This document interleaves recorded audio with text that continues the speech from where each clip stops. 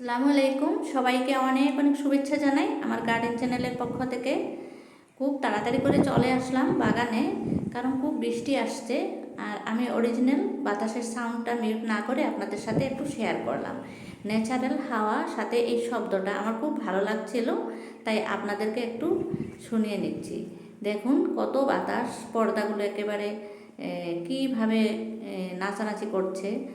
আর আমার গাছের অবস্থা দেখিয়ে নেই একটু। এইখানে হচ্ছে আমার লাউ গাছ, তারপরে হচ্ছে আমার এই বালতিতে আমি দেব বলে ভেবেছিলাম এই লাউয়ের চারাটা। একটা লাউয়ের চারা নিয়ে এসেছি, চারাটা একটু বড় হয়ে গেছে অবশ্যই।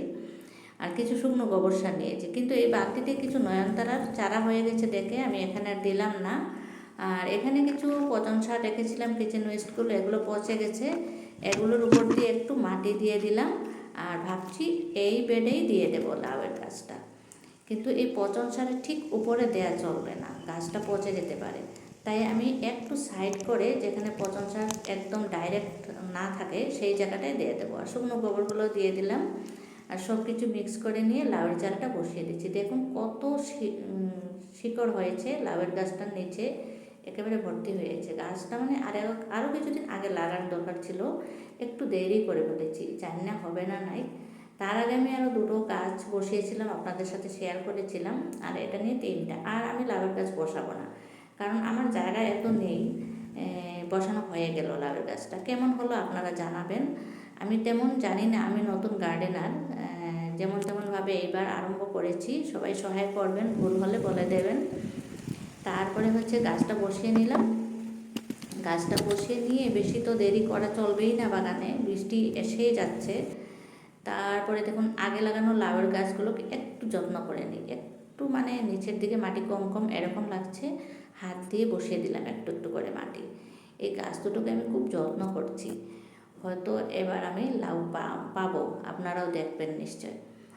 তারপরে কি করব, কিছু কাজ করব বলে ভেবেছিলাম। এই যে শশা গাছ, দেখুন মাশাআল্লাহ আমার শশা গাছ অনেক বড় হয়েছে। এই যে কাটিং করে দিলাম, 2G কাটিং যেটাকে বলে। প্রথম একবার কাটিং করেছিলাম, তারপর আমি সেকেন্ড টাইম এই 2G কাটিংটা করে দিলাম। আর শশা গাছটা মোটামুটি তাজা হয়ে গেছে, ভালো হবে আশা করি। আপনারাও দোয়া রাখবেন। আর তেমন কিছু খাদ্য এখন দেবো না, কারণ গাছের নিচে অনেক খাদ্য দেওয়া হয়েছে অলরেডি মাটি মিক্সিংয়ের সময়। আর এখানে দেখুন একটা পেঁপে গাছ হয়ে গেছে।